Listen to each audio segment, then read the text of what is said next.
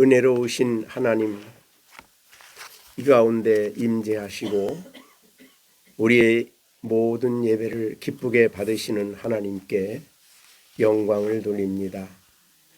이 시간 하나님이 주신 말씀을 전하고자 하오니 성령님께서 이 시간 우리 가운데 임재하시고 역사하여서 아버지의 뜻을 잘 드러낼 수 있도록 역사해 주시고, 듣는 우리 모든 성도들의 마음속에 하나님의 진리가 밝히 깨달아지고 또 교훈하는 바를 잘 받아들이는 귀한 시간 될 수 있도록 이 시간 성령 하나님께서 우리 회중들 속에 역사하여 주시옵소서.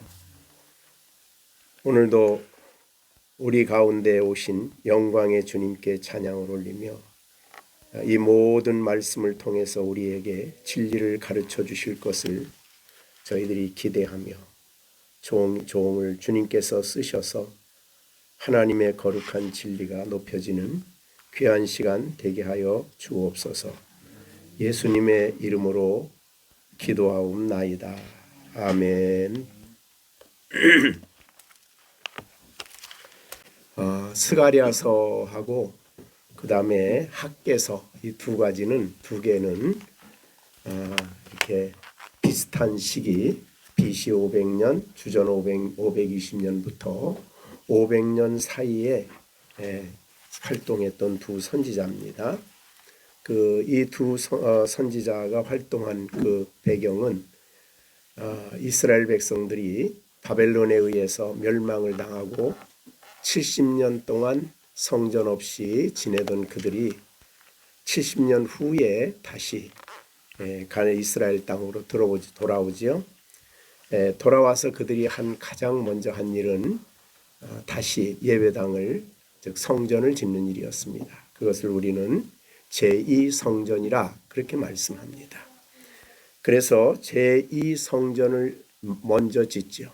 자기 집을 먼저 짓는 것이 아니고 또 성을 먼저 쌓은 것이 아니라 성전을 먼저 짓습니다.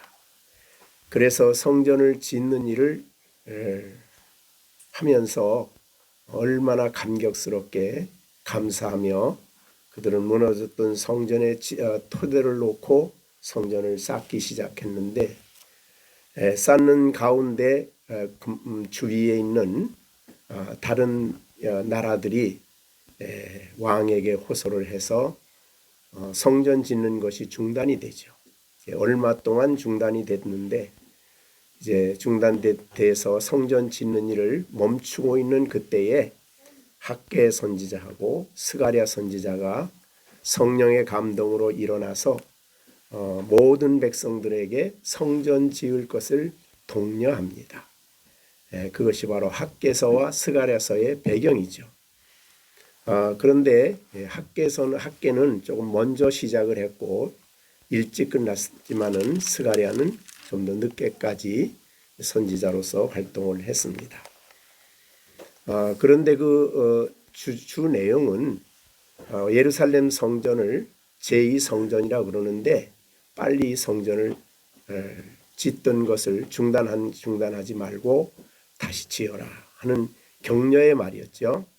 그럼 왜 지어야 되느냐 하는 문제를 말씀하십니다. 두 선지자가 똑같이 말씀하신 내용인데, 이 성전을 반드시 지어야 되는 이유는 이 성전에 예수님이 오신다 하는 이유 때문입니다. 그래서 이 성전에 다시 오실 예수님에 대한 메시지를 이야기하면서 예수님이 이 성전에 오심으로 말미암아 이 성전이 영광스럽게 될 것이다. 그러니 이 성전 짓는 일을 다시 힘있게 하도록 격려했습니다. 그래서 이 스가랴서를 보면은 예수 그리스도의 다시 오실 예수님에 대한 예언의 말씀이 많이 기록되어 있는 것을 볼 수가 있습니다. 우선 오늘 본문의 3장에 보면은 스가랴 3장 3절에 보면은 거기에 보면 내가 3절 끝에 내가 내 종 싹을 나게 하리라.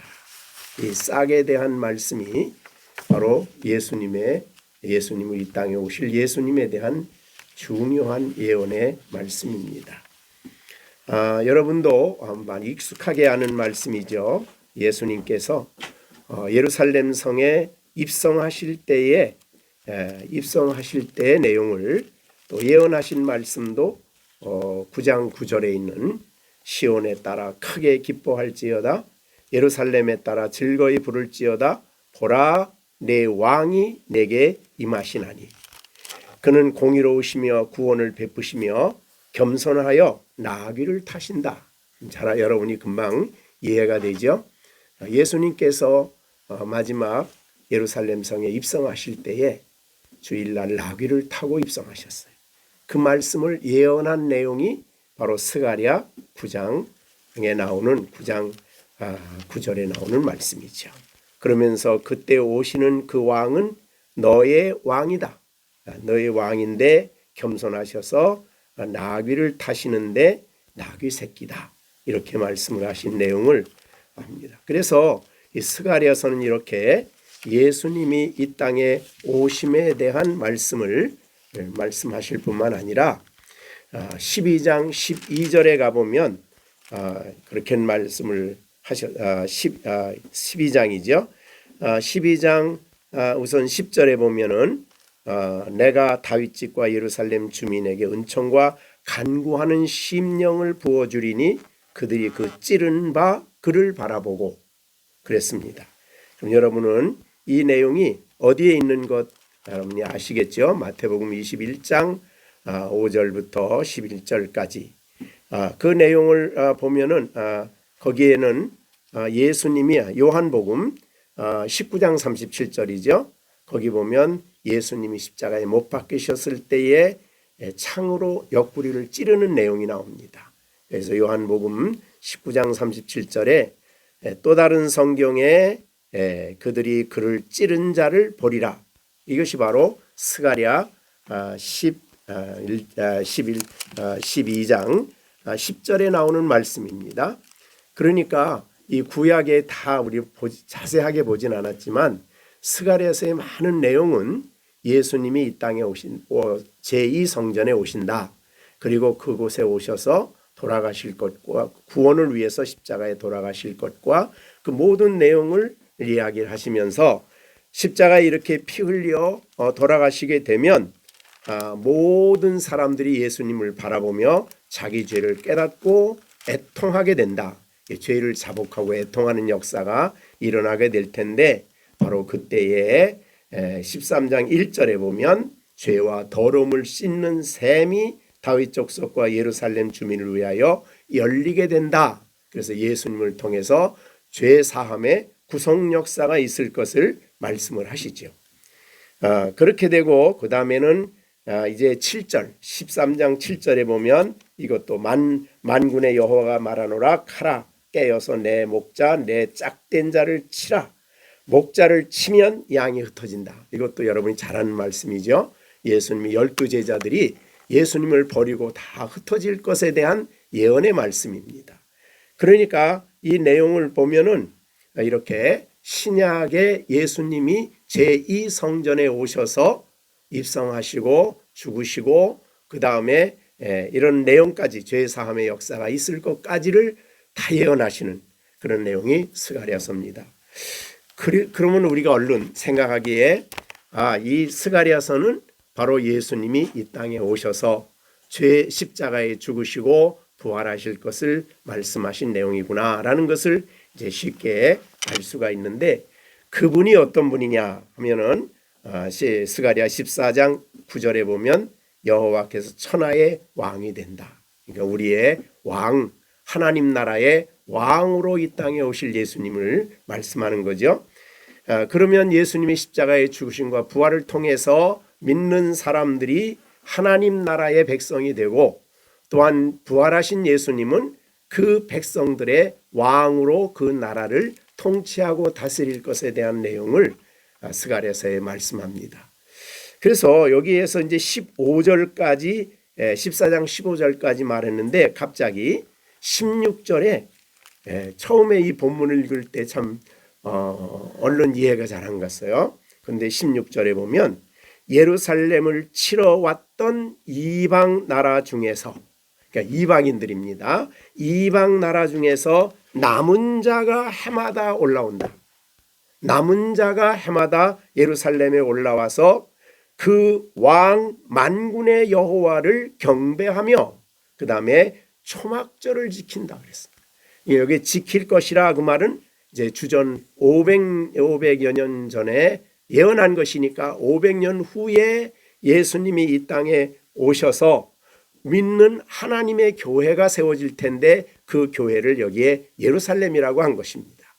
그래서 그 예루살렘, 새 예루살렘이죠. 새로운 그리스도의 이름으로 유대인과 이방인이 성령의 능력으로 하나가 되어서 교회를 이룰 텐데 그것은 이제 예루살렘이라고 했는데 교회의 모든 성도들은 그때 성도들은 유대인만 말하는 게 아닙니다. 그렇죠? 여기 보면 이방 나라 중에 남은 자, 선지서를 읽을 때 여러분이 남은 자라 그러면은 그것은 바로 이방인 믿는 사람들입니다. 그래서 여기에 이방인 중에 남은 자, 어떤 사람이 남은 자냐? 하나님이 택한 사람, 하나님의 은혜로 구원받은 사람. 그래서 하나님을 믿고 신앙생활하는 사람들을 남은 자라고 했습니다. 그럼 그 남은 자들이 해마다 올라와서 그의 왕 만군의 여호와께 경배하며 초막절을 지킨다. 이 신약 시대를 말하는 거죠. 대개 여러분이 구약 시대로 가면은 초막절 절기가 있죠. 7개의 절기가 있는데 그 중에 3대 절기 그러면 맥추절, 그다음 유월절, 맥추절, 초막절이에요. 근데 이 세 절기가 구약에 있는데 지금 문맥상으로 보면 지금 여기에 14장 16절은 구약의 초막절을 말하는 게 아니고 신약의 성도들이 초막절을 지킨다 그랬어요. 예수님이 우리를 자유케 하신다고는 자유케 하셨지요. 그래서 갈라디아서 5장 1절에 보면 우리를 자유케 하신 예수님, 어디에서 자유케 했는가? 특히 구약의 제도적인 모든 구약의 제도적인 율법으로부터 우리를 자유케 하셨어요. 그래서 우리는 지금 할례를 하지 않고 제사를 지내지 않고 구약에 있는 모든 제도적인 그런 내용들을 지키지 않습니다. 그래서 우리는 유월절을 지키지 않고 초막절을 맥추절을 지키지 않고 수장절을 초막절을 지키질 않아요.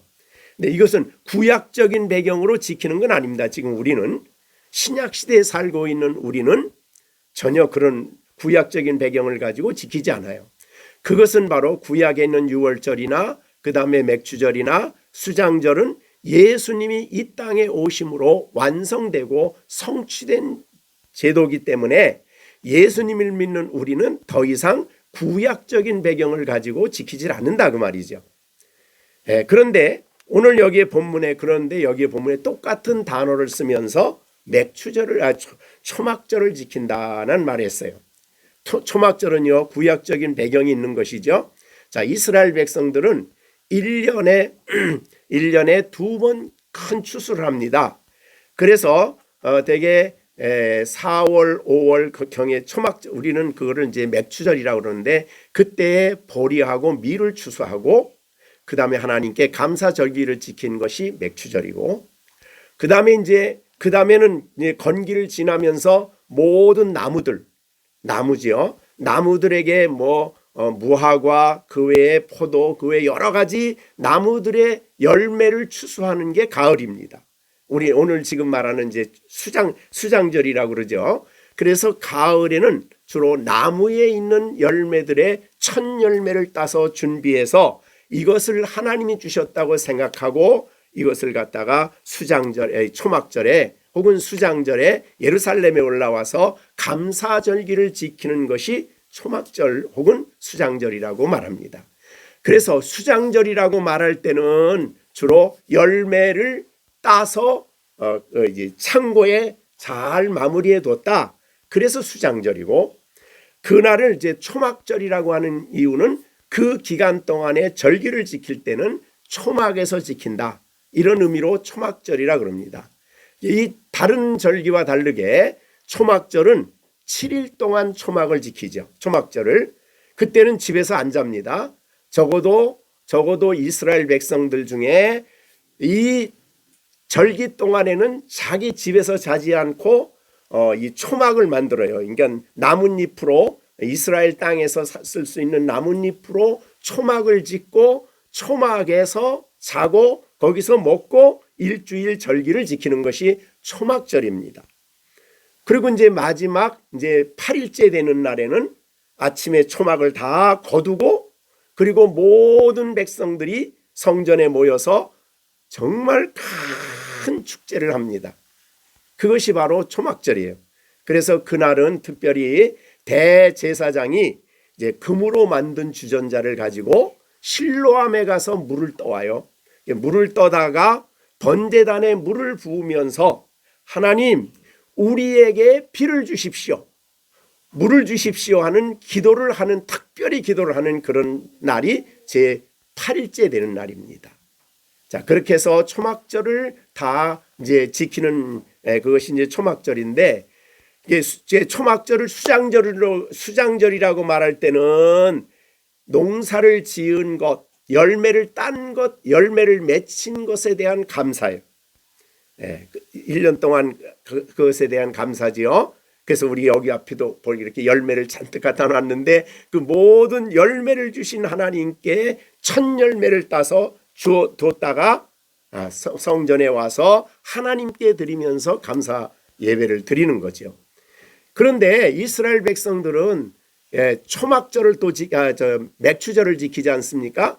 맥추절을 지킬 때에 그때 맥추절에 하나님께 자기가 절기를 따라서 예물을 드려야 되는데 추수하고 바쁘고 또 이런저런 이유로 못 드렸을 때는 그것을 첫 번째 열매를 보관해 놨다가 한꺼번에 이 수장절에 하나님께 예배를 드리는 것입니다.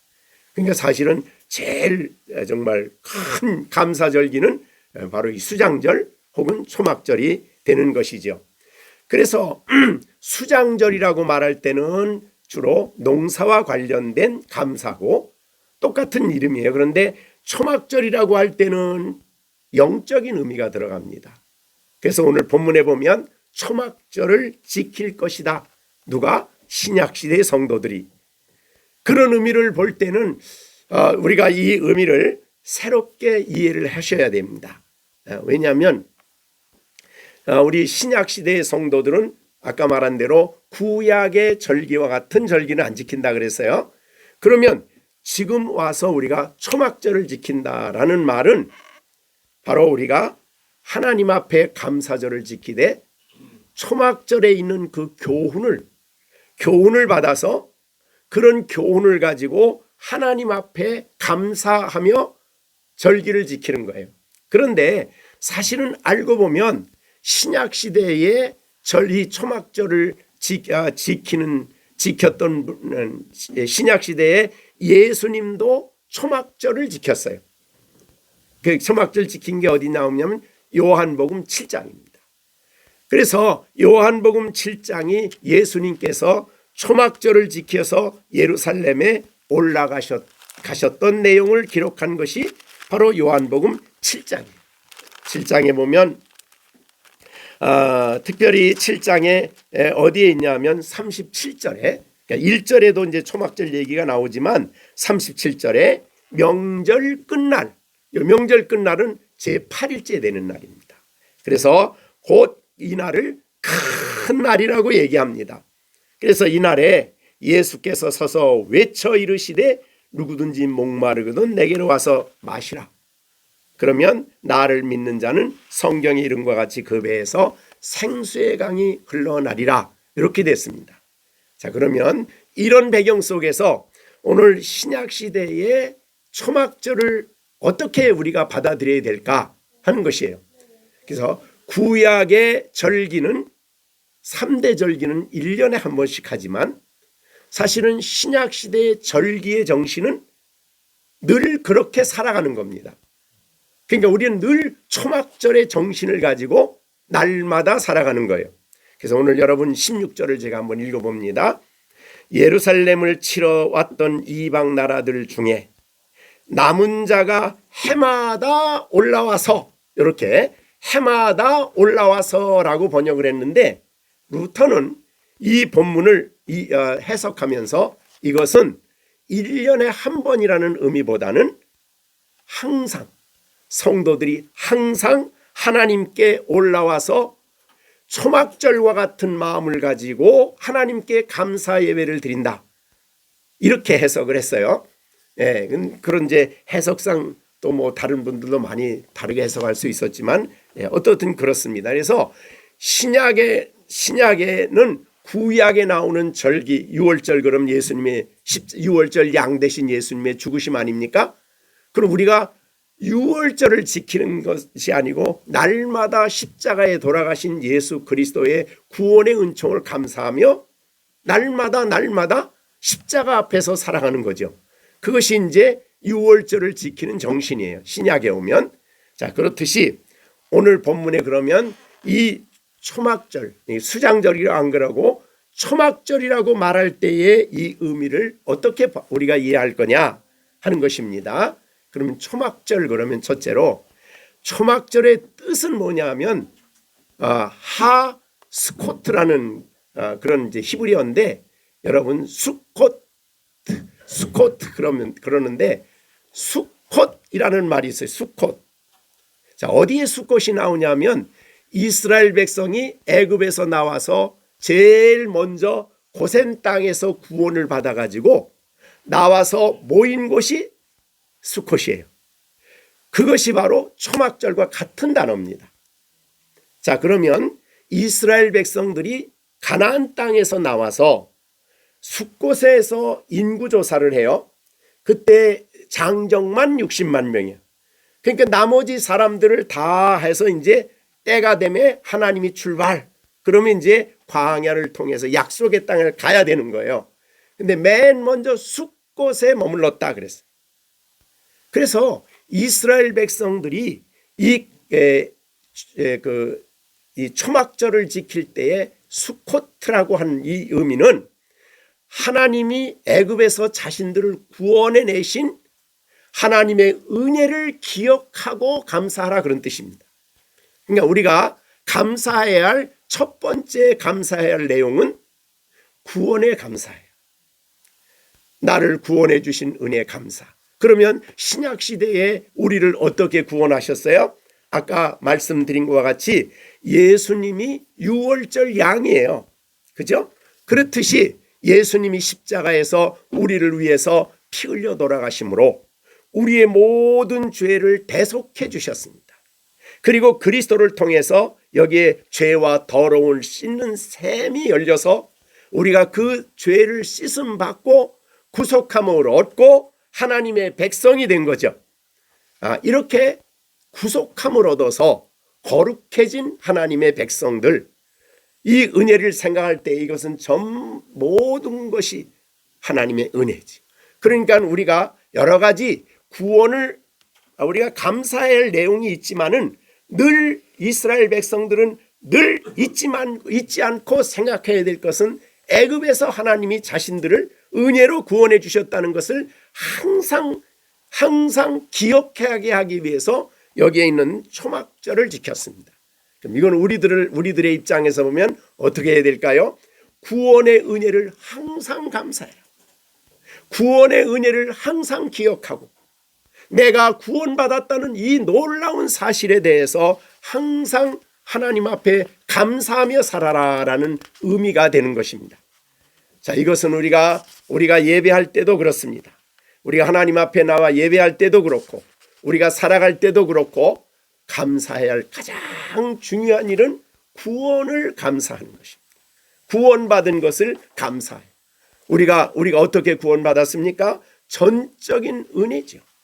예수님이 십자가에 이 땅에 오셨고 예수님이 이 땅에 우리를 위해서 십자가에 지시기 위해서 이 땅에 사람으로 오셨고 우리를 위해 고난받으시고 십자가에 못 박혀 죽으시고 부활하시고 그래서 자신의 피를 흘려주심으로 우리의 죄를 사해 주신 이 은혜, 그래서 우리가 죄 사함 받고 하나님 백성 된 이 놀라운 축복을 감사해라. 즉 구원의 감사지. 여러분, 다윗이 하나님 앞에 범죄하고 잃어버린 게 뭐죠? 구원의 즐거움이에요. 구원의 기쁨을 잃어버렸어요. 하나님을 멀리하고. 그러자 그가 회개할 때에 가장 하나님께 간절히 기도한 것은 구원의 기쁨을 다시 회복시켜 달라고 기도했어요. 자, 그럼 여러분들 초막절을 늘 지키는 성도로 살아야 되는데 늘 구원의 은혜에 대한 감격과 감사가 충만하십니까? 이 세상에 어떤 것과 비교될 수 없는 어디에서도 가질 수 없는 이 엄청난 구원을 받은 것을 기뻐하고 감사하고 감격하고, 그것이 바로 성도가 감사해야 할 가장 첫 번째 내용이에요. 이 은혜죠. 여러분이 우리 에베소서에서 말씀을 주신 대로 창세전에 그리스도 안에서 우리를 택하시고 사랑 안에서 그 앞에 거룩하고 흠이 없게 하시려고 그 기쁘신 뜻대로 우리를 예정하사 예수 그리스도로 말미암아 자기의 아들들이 되게 하신 이 은총을 감사하느냐 이 말이에요. 그 사랑이 내게 부어졌고 그 예수님이 나에게 오셨고 그래서 나를 위해서 십자가에 죽으셔서 피 흘려주신 그 은혜에 대한 감격이 늘 있느냐 그 말이죠. 그러니까 이 초막절을 지키는 우리의 기본적인 가장 감사의 제목은 첫째가 그것입니다. 자, 그것을 우리에게 보여주는 것입니다. 우리는 죄 때문에 죄책을 받아서 영원히 하나님의 정죄를 당하고 영원히 지옥을 가야 될 우리들이죠. 그런데 주님이 이렇게 우리를 위해서 이 땅에 오심으로 말미암아 우리가 죄의 사함을 얻는 자리에 머무르지 않고 우리를 의롭다 해주셨어요. 그리고 하나 율법의 모든 저주에서 우리를 자유하게 해주셨어요. 그리고 그리스도 안에서 우리를 그의 피로 말미암아 하나님과 우리를 화목시켜 주셔서 영광스러운 하나님 앞에 가까이 나아가서 하나님을 부르며 아버지로 부르며 하나님이 우리를 만나주시고 우리와 교제해 주시는 자리에 있게 하심이 구원받은 성도의 가장 큰 선물이고 축복입니다. 날마다 그분을 만나요. 하나님이 그리스도의 피 때문에 날마다 우리를 만나요. 그러므로 형제들아, 우리가 예수의 피를 힘입어 성소에 들어갈 담력을 얻었나니 이 길은 우리를 위해서 휘장 가운데 열어놓으신 새롭고 산 길이요 휘장은 곧 그의 육체니라. 그러니까 날마다 하나님 앞에 감히 서서 아버지를 부르며 하나님을 찾으며 영광의 하나님이 자신을 활짝 여시고 자신의 영광을 우리에게 보여주시고 알려주시는 이 엄청난 교제와 관계를 가지며 살아갈 수 있는 것이 구원받은 백성이 이 땅에 살아가는 가장 큰 기쁨이라고 말이죠. 이것을 우리가 기뻐하며 우리가 감사절기를 지켜야 되는 것입니다. 이것은 우리가 언제 1년에 있는 이 추수감사절에만 감사합니까? 아니죠. 이때 이러한 감사의 마음을 가지고 우리가 늘 날마다 그렇게 감사하며 하루하루를 살아가는 것입니다. 그런 의미가 이제 첫 번째 의미가 되겠어요. 자, 우리가 두 번째 생각할 수 있는 것은 우리가 이스라엘 백성이 숫곳에서 출발해서 광야길을 지냈죠. 그러니까 왜 초막에 거합니까? 초막에 거한 이유는 우리의 조상들이 초막에 살았다 그 말이죠. 그렇게 어려운 환경에 살았다. 그리고 광야를 지났다는 것을 다시 기억하게 하는 것이 바로 이 초막절의 중요한 의미입니다. 그럼 왜 광야에서 지난 의미는 어떤 의미일까요? 광야를 지나는 가장 중요한 것은 광야를 지나는 모든 과정 속에 영광스러운 하나님이 그들 가운데 구름기둥과 불기둥으로 임재하여 계셨다. 하나님이 그들 속에 함께 계셨다 그 말이죠.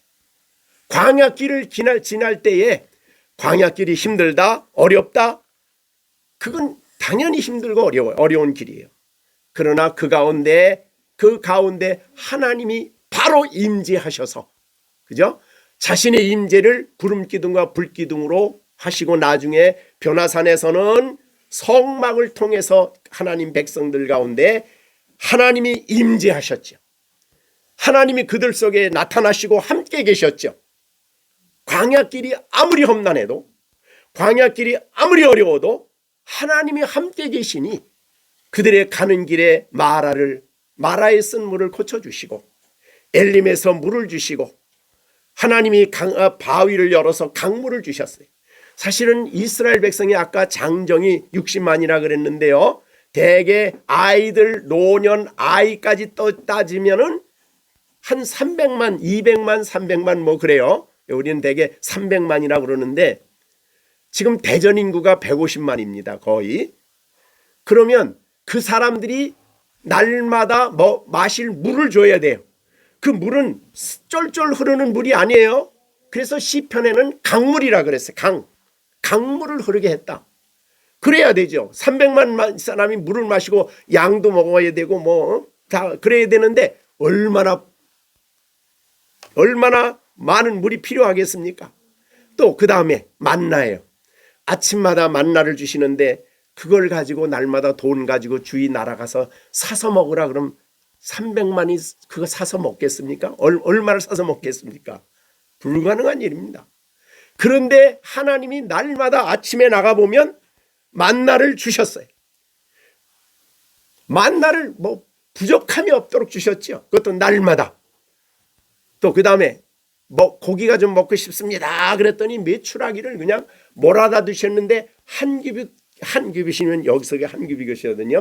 그러니까 메추라기를 광야에다 갖다 몰아 두셨는데 보니까 그 메추라기 쌓여 있는 게 한 규빗이. 그러니까 실컷 먹었는데 코에서 냄새가 나도록 여러분, 그러니까 그 뭘 말씀하냐면 부족함이 없었다는 거예요. 누가 있어서? 만나가 부족함이 없다는 게 아니에요. 하나님이 그들 가운데 계셨기 때문에 부족함이 없었다는 거예요. 그 다음에 아말렉이 전쟁에 오니까 하나님께서 그 전쟁에서 승리케 하시고 대적으로부터 보호해 주시고, 그러니까 광야길이 아무리 험난하고 아무리 어렵고 아무리 가진 게 없어도 누가 계셔요? 하나님이 그들 속에 같이 계셨다. 그것이 바로 가장 기뻐할 이유인 거예요. 그거를 잊어버리면 안 되는 거예요. 그래서 그거를 기억하게 하기 위해서 이와 같이 절기를 만들었습니다. 자, 그러면 우리들은 날마다 우리와 그렇게 함께 계시는 주님, 어느 정도입니까? 신약 시대에는 그날에는 예수님이 이 요한복음 6장 57절에 있는 것처럼 그날에는 내가 아버지 안에, 너희가 내 안에, 내가 너희 안에 있는 것을 너희가 알리라. 그 말은 뭐예요? 알리라 그 말은 뭐예요? 우리의 삶 속에 역사하시는 하나님의 그 역사를 통해서 하나님을 우리가 늘 경험하고 체험한다는 거예요. 함께 계시는 하나님을, 크든 작든. 아까 우리 간증하시는 우리 집사님 간증을 보면서, 야, 하나님이 광야 같은 인생을 걸어오셨지만 하나님이 함께 계셨다. 함께 계셔서 이런저런 일을 하신 거예요. 그러니까 그 함께 계신 하나님을 잊어버리면 안 되는 거예요. 나와 함께 계시고 나와 동행하시고 내 안에 계시고 나의 가는 모든 길에 떠나지 아니하시고, 때로는 이스라엘 백성들이 하나님을 잊어버릴 때가 있고 애굽을 생각할 때가 있고 애굽을 바라볼 때가 있어도 하나님은 그들 가운데서 떠나지 아니하셨어요. 이것이 바로 우리가 기뻐해야 할 이유다 그 말이죠. 여러분 기뻐하십니까? 날마다 오늘 하루 지나고 난 다음에 오늘도 주님이 나와 함께 계셨다는 걸 정말 인식하고 그걸 이해하고 기뻐하면서 감사하며, 그래서 성경에 말한 대로 우리의 감사는 범사에 감사하고 항상 감사하는 사람이 될 수 있는 그런 삶을 살아가도록 하기 위해서 이런 절기라는 것을 만드신 거예요. 자, 그럼 절기에서 이런 것을 기억함으로써 우리가 날마다 하나님 앞에 이 기쁨, 이 감사와 이 감사의 생활을 날마다 하라는 겁니다. 날마다. 매 순간마다 감사라는 거예요. 어떤 일이 있어도. 그리고 함께 계실 하나님을 우리가 알고 우리가 그분을 깨달을수록, 그분과 교제를 통해서 그분을 알아갈수록 그 영광의 주님, 어떤 분이십니까? 우리가 잘 아는 대로 그분은 존재하심이 무한하시고 거룩하시고 온전하시고 전능하시며 무소부재하시며 뭐 그런 하나님이 우리와 함께 계시는 거예요. 나를 다 아십니다. 나를 다 보십니다. 졸지도 아니하시고 주무시도 아니하시면서 우리를 실족지 않게 하시고 우리를 다 보시고 아시는 그 하나님이 우리와 함께 계셔서 보호해 주시고 인도해 주신다는 거예요. 그거를 기뻐하는 것을 다시 회복하라는 것이 감사절기입니다. 우리에게 살아가는 동안에 모든 환경 속에 그분이 함께 계셔서 끊임없이 역사하시는데 특별한 사랑이에요.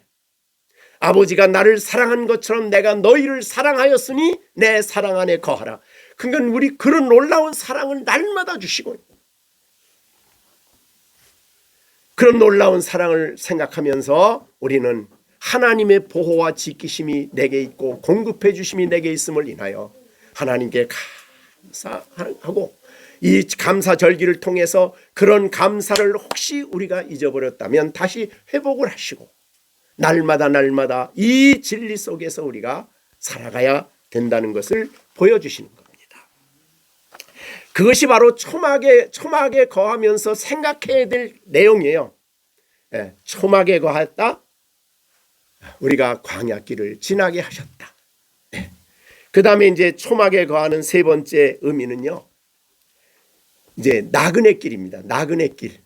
자, 초막에 거하면 초막은 7일 동안 쓰는 동안에 초막은 풀잎으로 했으니까 햇빛이 쪼이면 금방 말라서 이제 없어져요. 못 쓰게 돼요.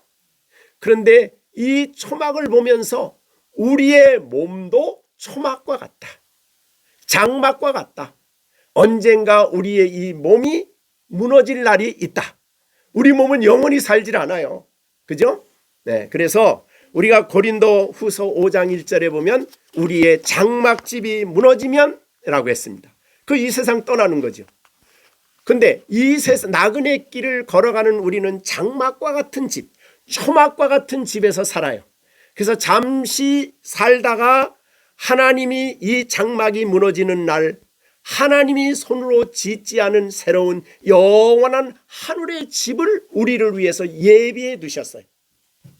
그러니까 우리는 나그네 길을 걸어가면서도 거기에 소망이 있어요. 영광의 나라에 소망이 있습니다. 물론 이 땅에 살아가는 동안에 우리가 필요하고 있어야 할 것 여러 가지 있겠지만은 그러나 우리는 끊임없이 소망은 땅에 두지 않고 하늘을 생각하며 살아가는 사람. 영원한 본향. 그것을 우리의 믿음의 조상들은 뭐라 그랬습니까? 나그네 길의 세월이라 그랬어요. 그래서 유명한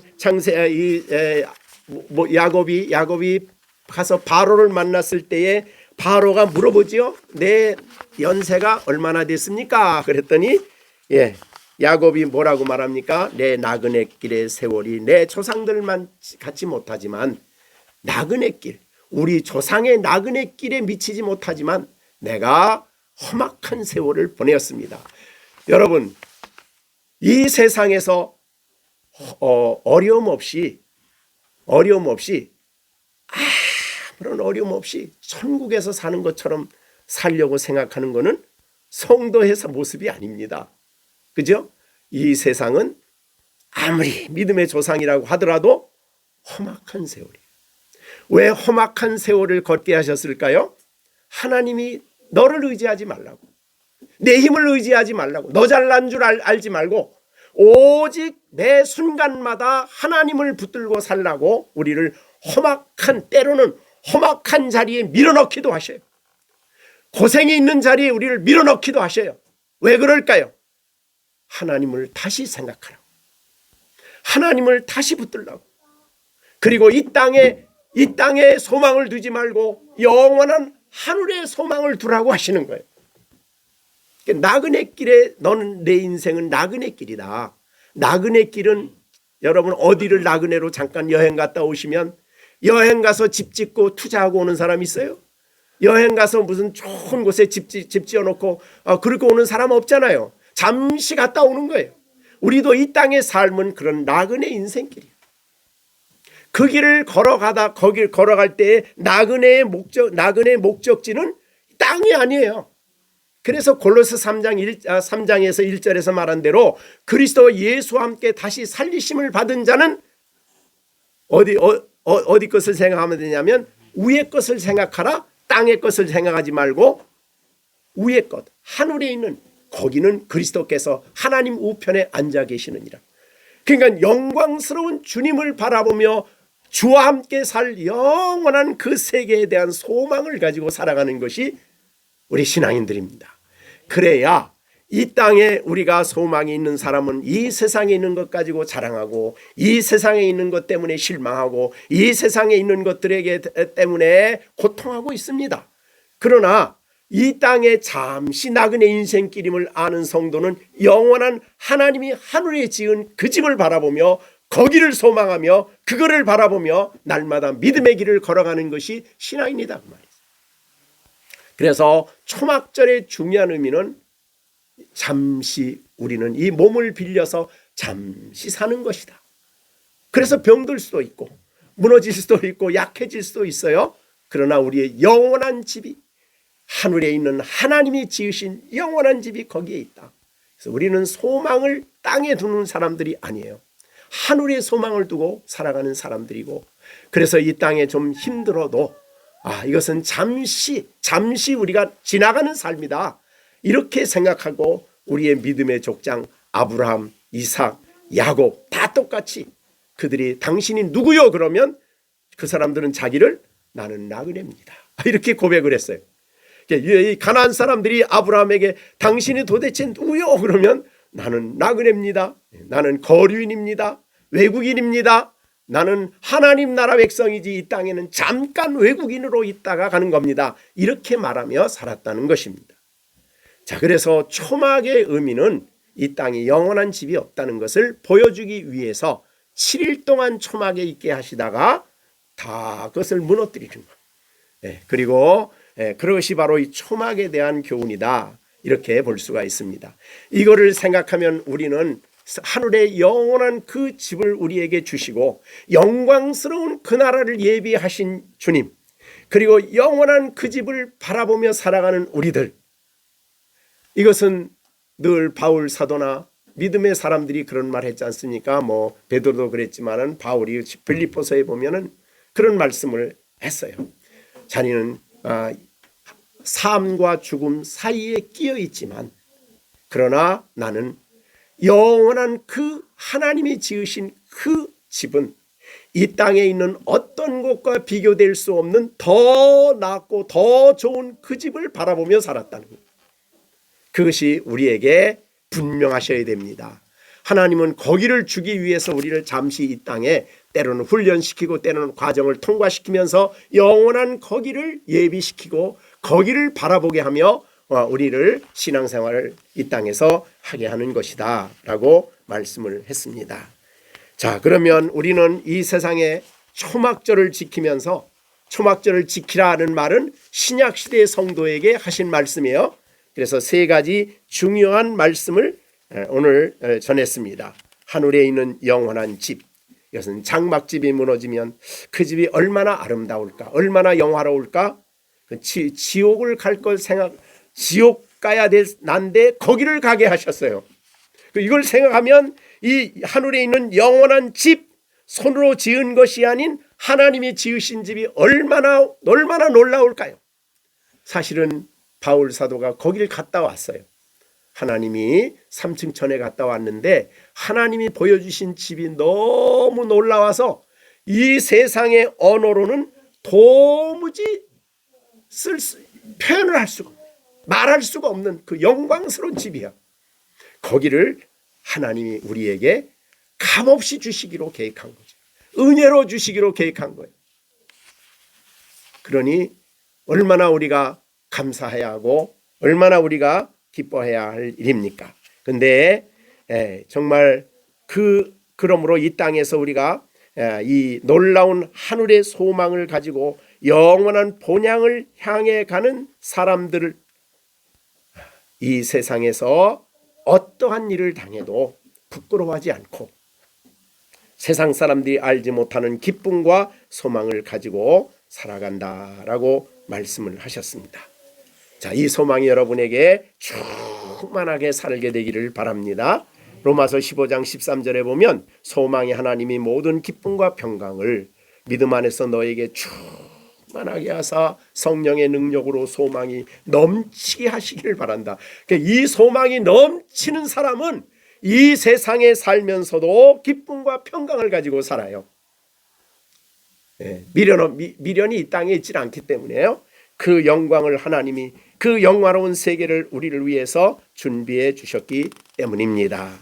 이제 주님은 우리를 초막집이 무너진 날 영화로운 그 집에 가게 하기 위해서 우리에게 이 땅에 사는 동안에 우리에게 꼭 필요한 것을 준비하셨어요. 그게 뭐냐면요. 자, 우리가 17절 봅니다. 17절, 18절에 보면 여기도 초막절이 나와요. 근데 이렇게 됐습니다. 17절 봅니다. 땅에 있는 족속들 중에 그 왕 만군의 여호와께 경배하러 예루살렘에 올라오지 아니하는 자에게는 비를 내리지 않는다. 이게 비에 대한 얘기가 나오는데, 그러니까 이 초막절을 지키기 위해서 예루살렘에 나오지 않는 자를 신약적으로 풀이한다면, 하나님께 감사하기 위해서 예배들을 드리러 나오지 않고 하나님의 집에 나오지 않는 자에게는 나 비 안 준다. 이 얘기잖아요. 그죠? 7절. 그 다음에 18절. 만일 애굽 족속이 올라오지 아니할 때 비 내림이 있지 하지 않는다. 여호와께서 유월절을 지키러 올라오지 아니하는 이방 나라 사람들을 치시는 재앙이에요. 그러니까 하나님께 감사하지 않는, 하나님을 모르는 사람들에게 하나님이 주시는 재앙이 뭔지 아십니까? 비 안 내리는 거예요. 자, 그런데 보세요. 자, 여기에 이제 이 2장 스가랴서에 보면은 하나님이 이스라엘 백성들을 위해서 하나님께서 놀라운 요청을 하시죠. 여기에 보면은 하나님이 이스라엘 백성들을 여기에 이제 주시면서 하신 내용 중에 이렇게 2절인가요? 2절인가요? 죄송합니다.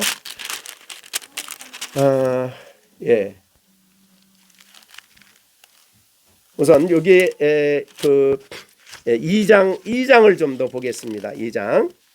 자, 2장을 보면 4절에 너희는 달려가서 그 소녀에게 말해 이르기를 예루살렘은 그 가운데 사랑과 가축이 많으므로 성곽 없는 성읍이 된다.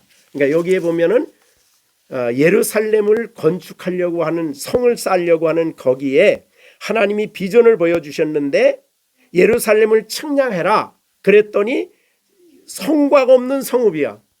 왜 그랬을까요? 왜 성곽이 없는 성읍이 됩니까? 이유는 너무 커서. 그러니까 모든 이방인에게까지 예루살렘 성이 되는 거예요.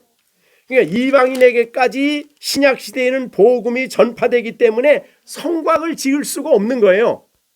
그러면 누가 성곽이 됩니까? 5절에 여호와의 말씀에 내가 불로 둘러싼 성곽이다. 누가 성곽이라는 거예요? 하나님 자신이 자기 백성의 성곽이 된다는 거예요. 그러니까 오늘날 말하자면 하나님의 교회, 성도들의 성곽은 하나님이십니다. 그분이 나의 성곽인데 불로 둘러싼 성곽이니까 누구도 거기를 침범할 수가 없어요. 가장 안전한 성곽이에요. 그 다음에 뭐라 그랬습니까? 그 가운데 영광이 있는데 그 영광은 바로 누가 영광이냐면 하나님 자신이 교회 안에 영광이라. 이건 아까 말씀드린 임재의 의식과 같죠. 자, 그러니까 우리 신약시대의 성도, 신약시대의 교회는 하나님이 성곽이 되어주셔서 보호자가 되어주시고, 더 나아가서 그 성곽 안에 하나님이 임재하셔서 임재하신 주님이 교회의 영광이 되는 거예요. 여러분, 교회가 이렇게 굉장히 웅장해. 요새 아마 이 추수감사절에 성가대들도 엄청 웅장한 교회들이 많을 거예요. 막 대단하게 웅장해요. 야, 저 교회 대단하다. 그게 영광입니까?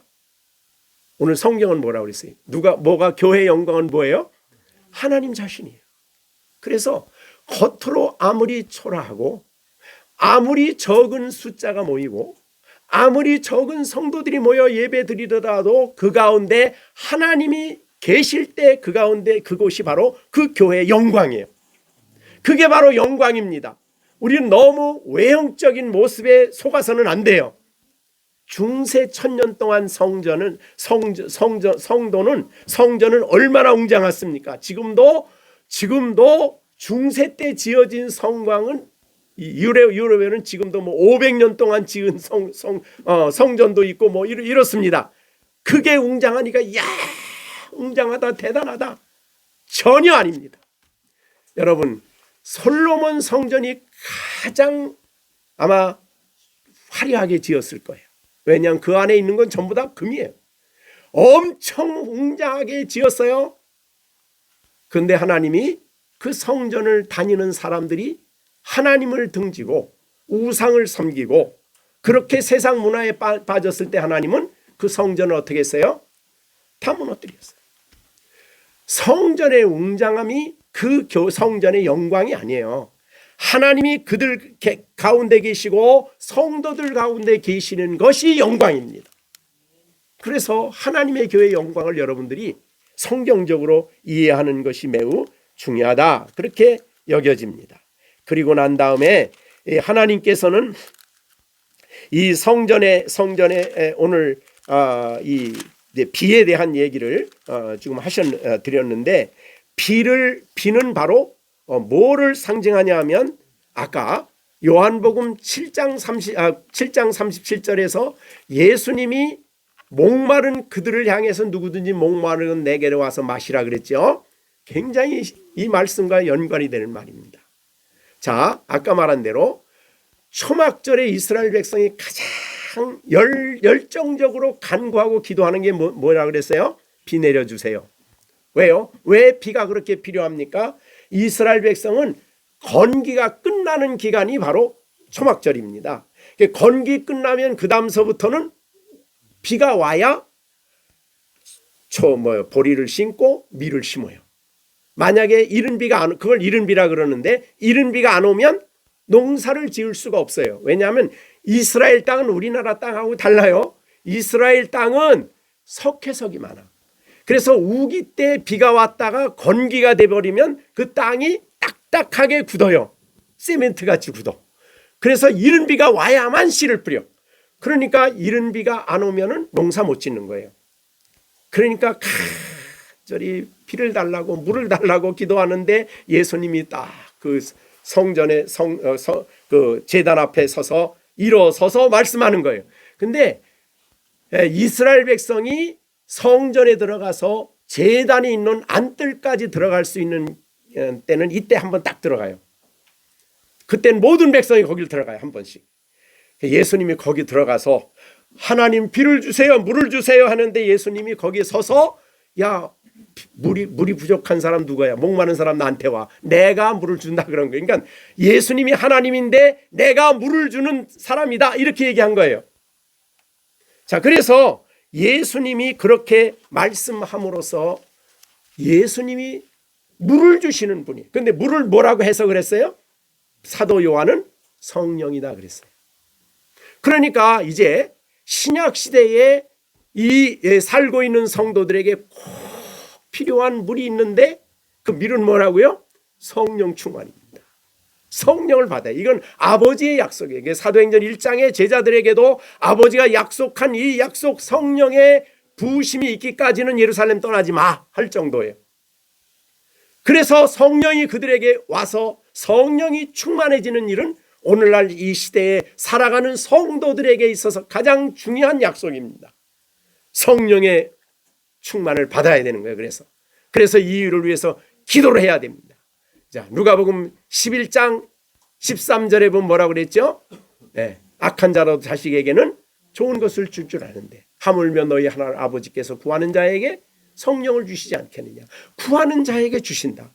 구하는 자에게 주신다고 간구한 거예요. 두드리라 그 다음에 구하라 그 다음에 이 모든 게 전부 다 성령과 관련된 거예요. 자, 그러면 신약 시대에 여러분 살고 있는 감사하는 성도들이 이 땅에 살아가는 동안에 꼭 필요한 게 성령인데, 성령이 우리에게 오시면 어떤 결과가 일어나는가 보십시오. 오늘 본문에 이 감사하러 안 오는 사람은, 예배 안 드리는 사람은 이런 기도할 수가 없죠. 그래서 그들에게는 물이 내릴 수가 없어요.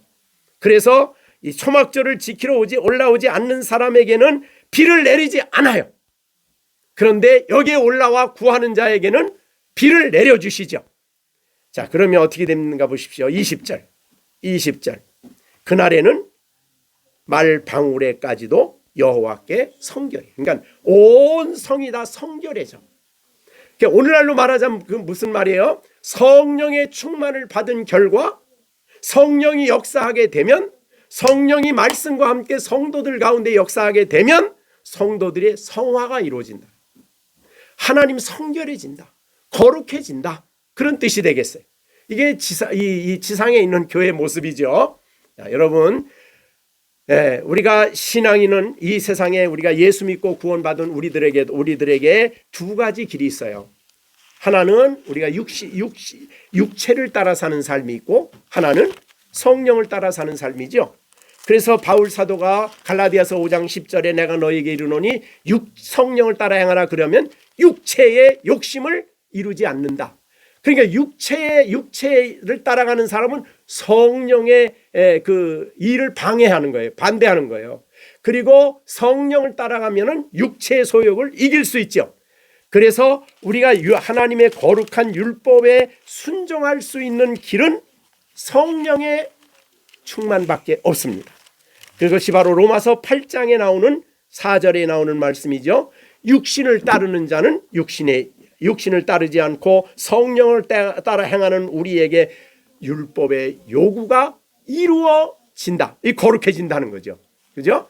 율법의 요구는 성령의 도우심이 없이는 안 돼요.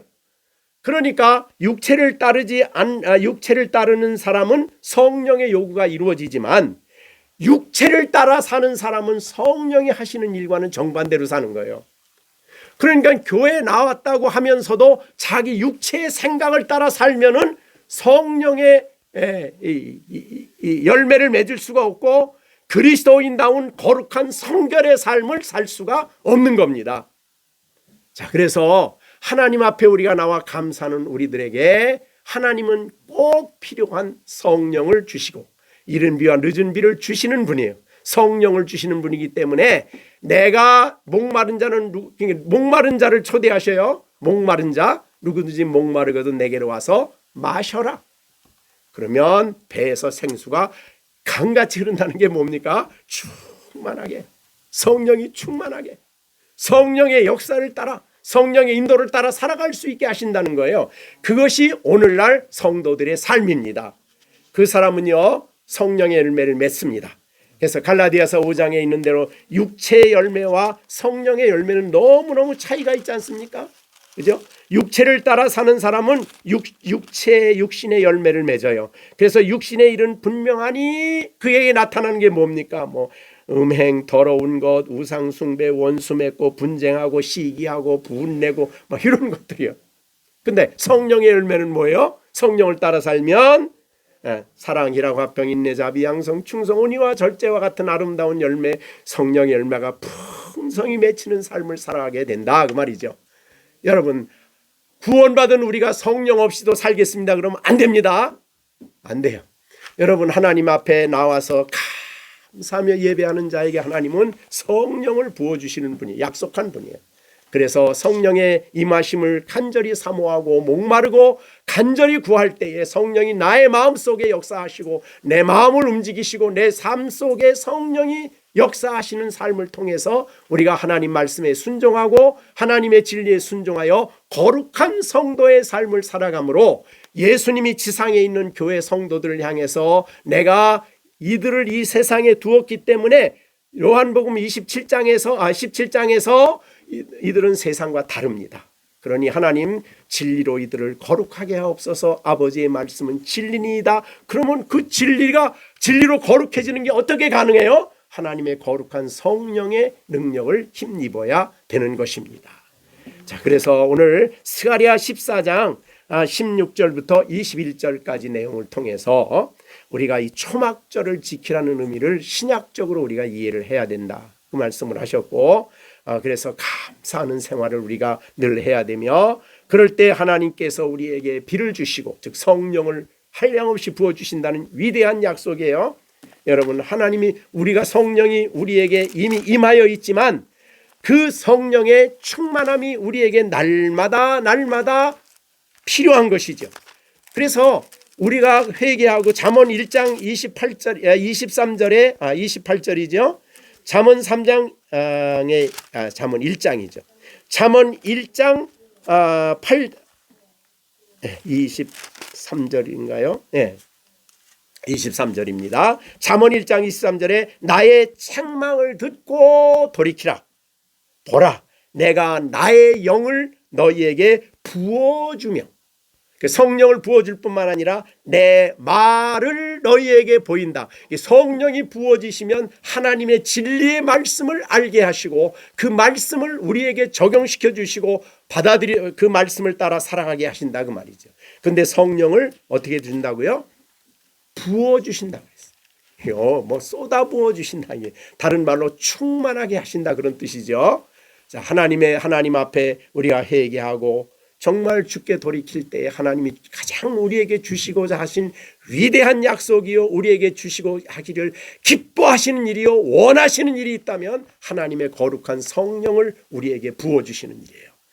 우리 모두가 이렇게 성령의 충만을 받음으로 성결한 하나님 백성으로 이 땅에 사는 여러분들이 되시기를 바랍니다. 그럴 때에 우리의 마음에 기쁨이 있고 감사가 있고, 그럴 때 우리의 삶 속에 성도의 아름다운 생활이 시작이 되는 것입니다. 이것을 우리에게 주셨으니 우리의 감사 생활이 얼마나 중요한가 하는 것을 우리가 16절에 보여주신 겁니다. 여러분, 감사로 예배하는 자가 하나님을 영화롭게 하는 거예요. 감사로 예배는 구약의 모든 제도에서 우리를 해방시켜서 신약의 예배를 드리도록 한 이 예배의 가장 기본적인 정신이 감사입니다. 그래서 초막절의 감사는 우리가 1년 동안 내게 베푸신 은혜를 잘 세어보고 감사를 다시 한번 회복하는 절기예요. 다시 한번 감사를 다시 생각해서 지금까지 나의 감사 생활이 어떤가를 돌아보고, 아까 말한 대로 구원을 감사하고, 정말 하나님의 보호와 인도와 임재하심을 감사하고, 정말 하나님의 놀라우신 이 소망을 주셨음을 정말 감사하는가? 나의 진정한 감사가 어디에 있는가?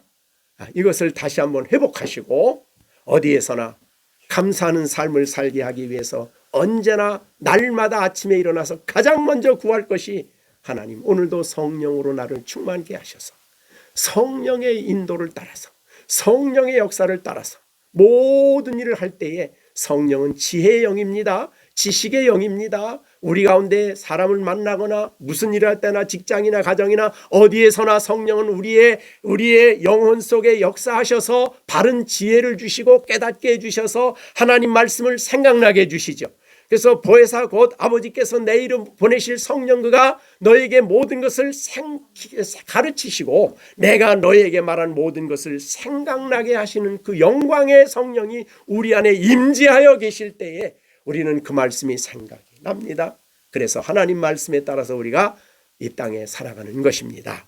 오늘 이제 감사절기를 지킨 여러분, 자, 오늘 추수감사절 잘 했습니다. 그러니 이제 됐습니다. 그러고 이 감사 다 잊어버리고 1년 동안 다 그냥 그럭저럭 내 육신을 따라 살다가 감사절에 다시 한번 감사절기하고 그러면 안 됩니다. 이 감사절기야말로 우리의 감사를 참으로 회복하는, 진정으로 회복하는, 그래서 우리의 신앙을 참으로 회복하는 복된 자리임을 기억하시고 우리 모두가 이제부터 이 감사의 뜨거운 열정과 감동을 가지고 하나님 앞에 기도하며 성령의 충만한 가운데 살아가는 여러분들이 되시기를 간절히 바랍니다. 기도하겠습니다. 은혜로우신 아버지 하나님, 오늘도 저희들에게 귀한 시간 주셔서 하나님 말씀을 듣게 하심을 감사드립니다. 우리를 구원해 주신 것 감사합니다.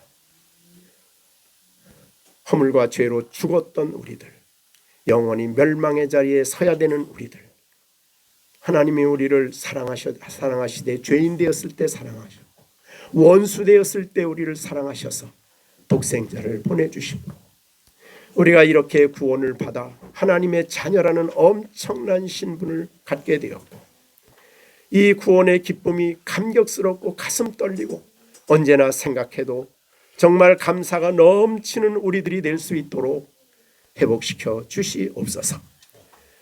우리가 이 험악한 세상을 살아오는 과정 속에 내가 잘나서가 아니라 하나님이 임재하셔서 하나님이 함께 하셔서 하나님이 같이 계셔서 우리의 삶 속에 역사하셨고 주께서 내 곁에 서서 나를 강건케 하시고 모든 악한 일에서 나를 건져내셨다고 바울이 고백한 것처럼 지난 1년 동안 우리의 삶에 그분이 함께 계셔서 우리가 이 자리에 있게 됨을 믿습니다. 하나님 아버지, 날마다 우리가 땅에 나그네 인생길을 걸어가면서 잠시 있을 장막집에 소망을 두지 않고 영원한 하나님 나라를 소망하며 살아가는 우리 모든 성도들이 되게 하여 주셔서 세상이 알지 못하는 기쁨이 넘치게 하시고 세상 사람들이 갖지 못하는 이 소망이 가득한 가운데 신앙생활하는 우리 모두가 될 수 있도록 역사해 주시옵소서. 예수님의 이름으로 기도하옵나이다. 아멘. 아버지, 오늘도 하나님께 감사하며 절기헌금을 하나님께 올렸습니다. 하나님 기쁘게 받아 주시옵시고 우리가 이 땅에 사는 동안에 참으로 감사 생활을 늘 할 수 있도록 감사하고 또 감사하고 감사하는 성도들이 되게 하여 주시옵소서. 저들의 삶 속에 영광의 주님이 임재하셔서 날마다 나그네 인생길을 승리자로 소망 가운데 살아갈 수 있도록 복내려 주시옵소서. 세상이 볼 수 없는 영광의 주님이 우리 안에 계시고 우리와 함께 계시고 우리의 선한 목자 되셔서 가는 길을 인도해 주시되 우리 평생의 선하심과 인자하심이 우리를 떠나지 아니하도록 항상 역사해 주실 영광의 주님, 저들 속에 한없는 긍휼과 자비를 베풀어 주시옵소서. 아버지 앞에 무릎 꿇고 기도할 때마다 하나님 약속하신 이른 비와 늦은 비를 한량없이 부어주셔서 성령 충만한 가운데 살아가는 믿음의 사람들이 되게 하여 주시옵소서. 저들의 간구와 부르짖음이 하나님 앞에 이르게 하시고 저들의 간구 속에 하나님의 놀라운 섭리와 뜻을 따라 응답하시고 역사하여 주시옵시기를 간절히 바라옵고 원합니다.